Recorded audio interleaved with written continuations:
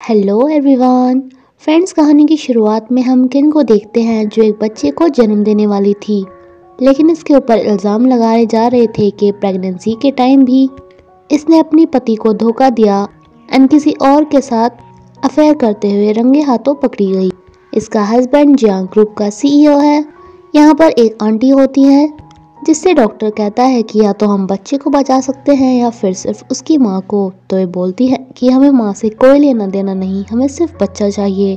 एक रिपोर्टर यून किन की बहन से पूछती है कि क्या ये सच है कि उनका किसी और के साथ अफेयर है। ये बताती है कि हाँ, मैंने अपनी बहन को बहुत समझाया लेकिन वो मानी ही नहीं। दरअसल ये यूनकिन की सौतेली बहन है, जिससे रिपोर्टर कहती है कि क्या यूनकिन एक नाजायज लड़की थी। कुछ देर बाद जब यूनकिन को होश आता है तो इसका बच्चा इसके आसपास नहीं था। एक लड़का इसे आकर बताता है कि तुम्हारा बच्चा अब नहीं रहा। ये अपने हस्बैंड को इस बारे में बताना चाहती थी, लेकिन हस्बैंड तो पहले से ही न्यूज़ देखकर बहुत गुस्से में था, जो इसे बोल देता है कि आज से मेरी फैमिली में से निकल जाओ। ये इस पर बहुत फ़ोन मिलाती है, लेकिन अब उसने अपना फ़ोन स्विच ऑफ कर दिया था।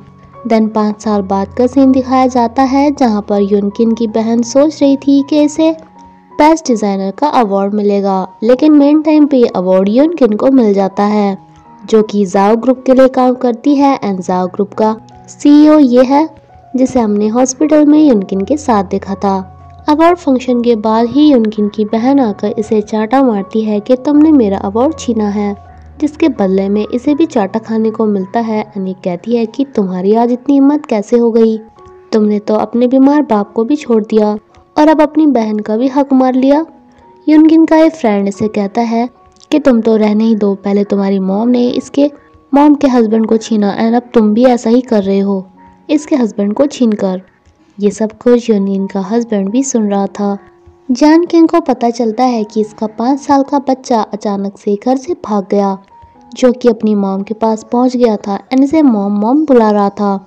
लेकिन यूनकिन को नहीं मालूम था कि इसका कोई बच्चा भी है, बल्कि ये इसे देखकर सोचती है कि अगर मेरा बच्चा जिंदा होता तो उसकी एज भी इतनी ही होती।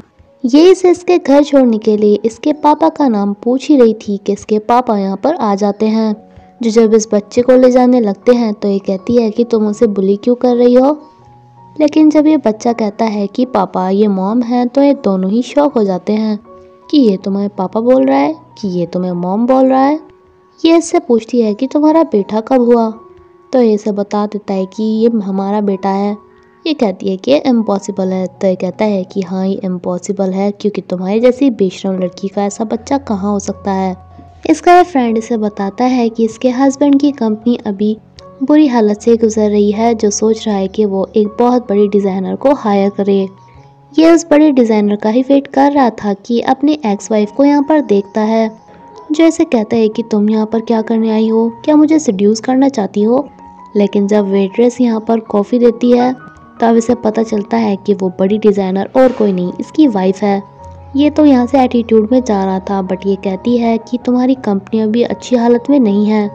ये बेचारा भी ये बोलकर यहाँ पर बैठ जाता है कि हाँ, रिलेशन अपनी जगह है एंड बिजनेस अपनी जगह। बताओ तुम्हें हमारी कंपनी में आने के लिए कितने पैसे चाहिए। लेकिन ये कहती है कि मुझे सिर्फ एक डिमांड है कि तुम मुझे डिवोर्स दे दो।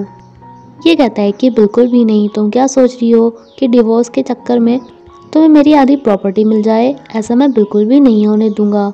ये भी कहती है कि ठीक है तो फिर सोच लो, मेरे पास तो ऐसे ऑफर्स आते ही रहते हैं, बट तुम्हें मुझ जैसी डिज़ाइनर नहीं मिलेगी। लगता है यंकिन जब प्रेग्नेंट हो गई थी तो इसकी बहन ने इसके हस्बैंड पे डोरे डालने स्टार्ट कर दिए थे, बल्कि इसके सारे डिज़ाइन भी चोरी कर लिए थे, जिससे उस टाइम पे वो सबसे बेस्ट डिज़ाइनर बन गई थी। लेकिन अब इसे अपनी बहन माओ के चुराए हुए डिज़ाइंस अपने हस्बैंड जियांग के घर में से निकालने थे। इनके घर में आज सर्वेंट को रखा जा रहा था जो इसके बच्चे की देखभाल कर सके, जिसके लिए रूप बदल के यूनकिन भी आ जाती है, जिसके पास एक ऐसा गैजेट था जिससे कि सामने वाला बंदा इसे पहचान नहीं सकता था। लेकिन ये गैजेट कैमरे पे काम नहीं करने वाला था। अपने बच्चे की सर्वेंट बनाने से पहले ये सबका इंटरव्यू ले रहा था, जिसमें ये सभी को मना कर देता है। लेकिन तभी इसका बेटा आकर जब यूनकिन को मॉम बुलाता है तो इसे यूनकिन को सेलेक्ट करना ही पड़ता है। इन बटरफ्लाई की वजह से ये इसे पहचान भी नहीं पाया था। यूनकिन को करनी थी इसके घर की चेकिंग, जिस काम के लिए ये शुरू हो जाती है। जिंग ये बोल के कि मुझे छोड़ के मत जाओ इसे गले लगा लेता है, जिसपे इसे एक चांटा खाने को मिलता है एंड इसे कहते हैं कि सॉरी, मैंने तुम्हें कोई और समझ लिया था। भले ही यहाँ पर नौकरी कर रही हो, लेकिन इसका सारा ध्यान था कि जिंग की आदत थी कि अपना सारा ज़रूरी सामान अपने उस लॉकर में रखता था, इसलिए मुझे उसकी चाबी ढूंढनी होगी। इसे यहाँ पे लड़कियों का कोई भी सामान नहीं मिला था, जिसपे सोचती है कि शायद फिलहाल ही किसी को डेट नहीं कर रहा, पर मेरी उस सौतेली बहन को तो कर ही रहा होगा। एंड ये इसके घर की चेकिंग स्टार्ट कर देती है, कहीं इसका बच्चा दोबारा से घर से ना भाग जाए, इसलिए इसने अपने घर में कैमरा लगवाया था। लेकिन जैसे कि यूनकिंग ने हमें पहले ही बताया था कि उस बटरफ्लाई का सर कैमरे पे नहीं होता, तो ये अपनी वाइफ को पहचान लेता है, इसलिए घर वापस आके इसे कहता है कि मुझे प्रेस करना। ये सोचती है कि पता नहीं क्यों ये दबाने को बोल रहा है, बट ये कहता है कि अरे मैंने मसाज करने को कहा था। खैर इसे इसकी मसाज अच्छी नहीं लगती तो इसे मना कर देता है। कुछ टाइम बाद यहाँ पर माओ आती है एंड तभी यूनकिन का बेटा इसे मॉम कहकर बुलाता है, जिसपे ये गुस्से में कहती है कि पागल हो क्या, एक नौकरानी को अपनी मॉम बोल रहे हो। तो बच्चा कहता है कि अपनी मॉम को नहीं मॉम बोलूँगा तो क्या तुम्हें बोलूँगा। तभी जिंग यहाँ पर आ जाता है, जिससे अपने कॉन्ट्रैक्ट के बारे में बात करने के लिए आई थी, जो इस पर काफ़ी लाइन मारती है एंड ये सोच के कि मेरे ऊपर गिरेगा अपना पैर आगे कर देती है, लेकिन ये जाकर गिरता है अपनी वाइफ के ऊपर।